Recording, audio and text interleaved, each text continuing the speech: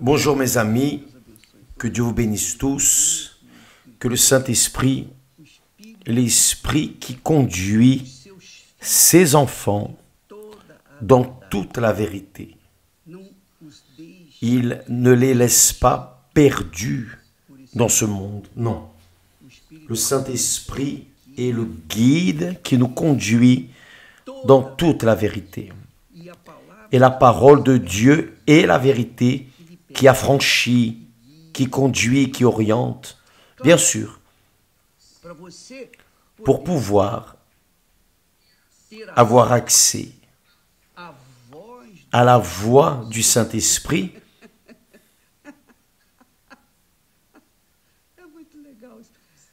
pour avoir accès à la voix du Saint-Esprit, vous devez naître de lui. Jésus a dit qu'il ne naît pas d'eau, baptême dans les eaux, la mort pour le monde, mourir pour le monde, et ne naît pas du Saint-Esprit, ne peut pas entrer dans le royaume de Dieu. Donc, celui qui naît d'eau et du Saint-Esprit est esprit. Est esprit. Comment un évêque? Esprit. Non, voyez, je suis chair, regardez. J'ai des désirs de ceci, de cela. J'ai mes besoins physiques. Comment suis-je esprit? Faites bien attention. Quand la personne naît du Saint-Esprit, elle est esprit. Elle sort du monde physique, matérialiste, et elle entre dans le monde spirituel, le monde de Dieu. Elle est esprit, et elle a la capacité d'écouter, d'être sensible à la voix de Dieu, à la voix du Saint-Esprit. Bien sûr, même ainsi, elle devra prendre les décisions si elle va continuer à obéir ou non, mais le Saint-Esprit parle.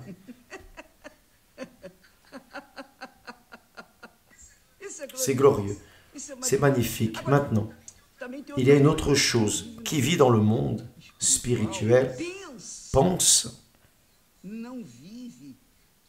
Il ne vit pas par ce qu'il voit, sent, touche, par la saveur, non. Qui vit dans le monde spirituel, pense, raisonne, utilise sa capacité intellectuelle. Ce n'est pas que la personne a besoin de savoir lire ou écrire pour être intellectuelle.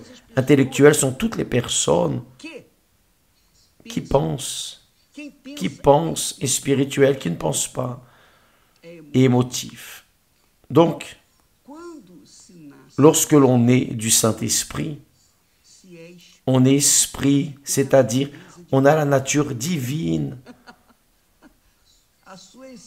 l'essence est spirituelle. Et quand la personne est spirituelle, elle comprend la parole de Dieu. Et le Saint-Esprit parle. Et elle écoute. Et elle obéit. Par exemple, allons dans la pratique. Vous qui êtes là, en train de vivre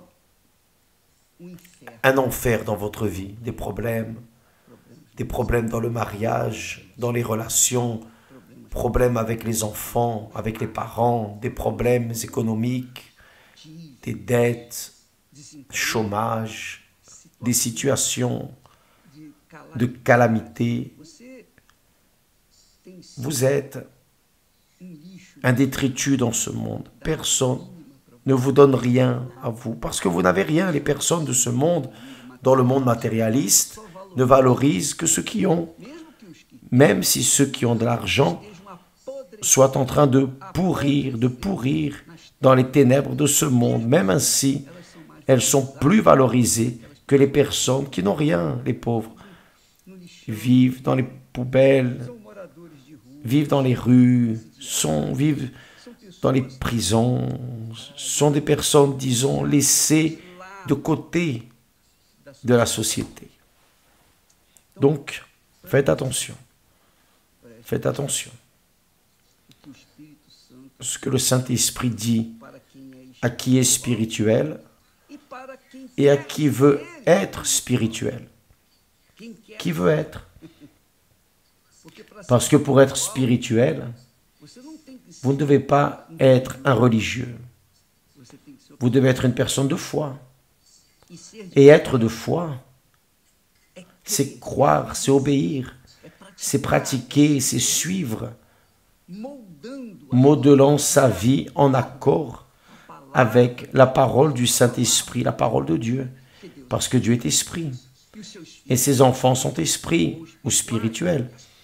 Et ceux qui veulent être spirituels suivent, continuent d'obéir à la parole de Dieu. Et là, Dieu va se révéler à eux. Voyez. Donc vous qui êtes en train de vivre un problème sérieux dans votre vie, là maintenant, cet instant, vous dites, vous qui êtes spirituel, vous dites que vous êtes né de l'esprit, mais quand arrivent les problèmes, nous avons tendance à chercher une épaule amie pour dire « Ah, je souffre, ceci, cela », comme si la personne qui écoute va résoudre ou peut résoudre le problème. Parfois, elle gêne même. Vous commencez à lamenter votre vie et là, il y a toujours un conseil. Le diable utilise une personne pour vous mener à glisser et aller de l'autre côté, l'autre chemin. Mais quand vous écoutez la parole de Dieu et une personne spirituelle, la personne spirituelle va vous dire ainsi, rendez grâce en tout. C'est très fort. Rendez grâce en toutes choses. Car c'est à votre égard la volonté de Dieu en Jésus-Christ.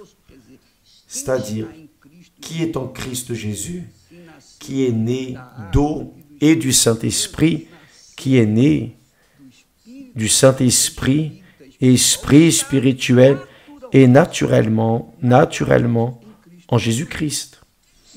Et qui est en Jésus-Christ a l'obligation spirituelle de rendre grâce à Dieu en tout. Évêque, expliquez-moi mieux, comment vais-je rendre grâce à Dieu si je sens des douleurs?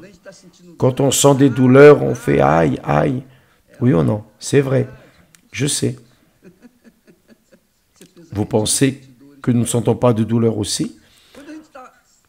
Lorsque nous passons par des moments de tempête, grâce à Dieu.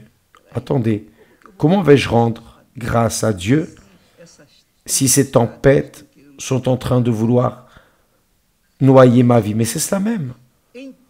En tout, rendez grâce. C'est ce qui est écrit ici. C'est cette parole que le Saint-Esprit a donnée à Paul pour qu'il écrive et qu'il envoie à l'église des Thessaloniciens, à l'église. Ce n'était pas aux incrédules. Les incrédules ne comprennent pas cela. Mais si les incrédules veulent sentir la saveur du pouvoir de cette parole, de cette prière, parce que lorsque vous rendez grâce à Dieu, vous êtes en train de prier. Vous communiquez avec Dieu. Et c'est là où est la grandeur du rendez grâce en toutes choses. Parce que, par exemple, vous êtes dans cette tempête, dans cette tribulation, et au milieu de la tribulation, vous dites grâce à Dieu. C'est fini. Vous contactez Dieu, vous sortez de cette atmosphère hostile et vous entrez dans la présence de Dieu. Et Dieu alors, voyant que vous êtes obéissant à sa parole, il vient et vous délivre de cette tempête. Il vous délivre. Il va vous donner la solution. Non au moment où vous voulez. Ce n'est pas vous qui dictez les normes à Dieu. C'est lui qui va décider la meilleure heure pour résoudre ces problèmes. Parce qu'il y a un temps. Il y a le temps pour naître et pour mourir. Vous savez cela. Il y a le temps de semer et le temps de moissonner. Et nous devons savoir le bon moment pour faire la chose correcte. Dieu avait déjà choisi Jonas avant qu'il ne naisse pour aller à Ninive et amener le message divin. Mais Jonas a dit non, je ne veux pas cela. Il a fui. Il a pris le bateau, il a fui. Mais ça ne servait à rien, Dieu l'avait appelé. Ils ont découvert que Jonas était le responsable de cette tempête qui allait faire naufrager le navire. Donc ils ont jeté Jonas à la mer et un poisson, un grand poisson est venu avaler Jonas et Dieu a permis tout cela. Dieu a permis tout ce qui est arrivé à Jonas pour que nous puissions comprendre que Dieu est Dieu, il est souverain, il est le Tout-Puissant, il est omniscient, il sait toutes les choses, même ce que vous allez penser, d'ici à 1000 ans, disons ainsi, il sait tout, tout. Et il est omniprésent, il est partout. On ne peut pas fuir de lui. À cause de cela, quand la personne est dans son petit monde affligé, désespéré, et qu'elle rend grâce à Dieu, il est là. Dieu est là, il voit. Il voit l'effort surnaturel que la personne fait pour se délivrer de cette situation. Et quand la personne dit grâce à Dieu, parfois, je prie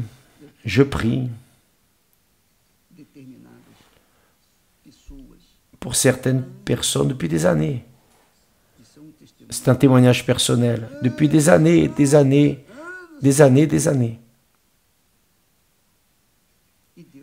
Et Dieu ne m'a pas répondu. C'est-à-dire, il a déjà répondu, sauf que je n'ai pas encore vu cette réponse. Lorsque je regarde, je dis, mon Dieu, aie miséricorde, compassion, s'il te plaît. Et je me rappelle de cette parole. Rendez grâce en toutes choses. Donc, au lieu de me lamenter, de pleurnicher, le Saint-Esprit me rappelle, rendez grâce à Dieu. Rendez grâce. Rendez grâce. Donc, parfois, nous, excusez-moi, nous nous trouvons dans une baleine. Mais Dieu, c'est lui qui a permis que nous y arrivions parce qu'il veut nous enseigner qui il est, comment il est et ce qu'il fait, sa grandeur. Il veut nous donner des expériences. Il ne veut pas que nous soyons immatures, que nous courions derrière le vent dans ce monde, que nous regardions le hocher. Il dira, non, Dieu ne veut pas que nous observions les hochers d'Internet où l'on perd du temps.